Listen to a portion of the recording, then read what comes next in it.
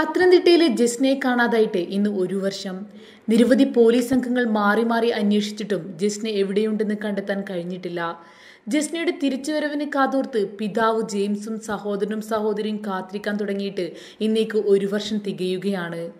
Kanjirappally SD കോളേജിലെ 2ാം വർഷ degree വിദ്യാർത്ഥിനിയായിരുന്ന Jasna ബന്ധുവീട്ടിലേക്ക് എന്ന് പറഞ്ഞായിരുന്നു 2018 മാർച്ച് 22-ന് വീട്ടിൽ നിന്നിറങ്ങിയത്. എരുമേലി വരെ സ്വകാര്യ ബസ്സിലെത്തിയെന്ന് പോലീസിന് മൊഴി ലഭിച്ചിട്ടുണ്ട്. പിന്നീട് ജസ്നയെ പറ്റി വിവരം ലഭിച്ചിട്ടില്ല. കാണാതായി ഒരാഴ്ചയ്ക്ക് ശേഷമാണ് അന്വേഷണത്തിന് തിരുവല്ല DYSPയുടെ നേതൃത്വത്തിലുള്ള പ്രത്യേക സംഘത്തെ നിയോഗിച്ചത്.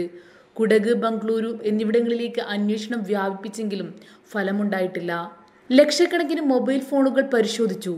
ജസ്നയുമായി സൗഹൃദമുണ്ടായിരുന്ന സഹപാഠിയെ പലതവണ ചോദ്യം ചെയ്തു. ബംഗളൂരു വിമാനത്താവളത്തിലും മെട്രോയിലും ജസ്നയെ കണ്ടെന്ന വിവരത്തെ തുടർന്ന് അന്വേഷണം നടത്തിയെങ്കിലും ഫലമുണ്ടായില്ല.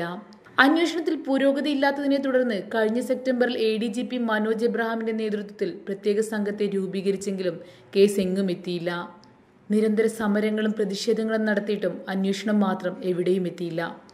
പിന്നീട് അന്വേഷണം ക്രൈംബ്രാഞ്ചിന് കൈമാറി. വിവരം നൽകുന്നവർക്ക് 5 ലക്ഷം പാരിതോഷികം ഉൾപ്പെടെ പ്രഖ്യാപിച്ചിട്ടും ഫലമുണ്ടായില്ല. പലതരത്തിലുള്ള അഭ്യൂഹങ്ങൾ പ്രചരിച്ചതിനാൽ ജസ്നയെക്കുറിച്ചുള്ള ചോദ്യങ്ങളോട് പ്രതികരിക്കാനില്ലെന്ന നിലപാടാണ് കുടുംബം.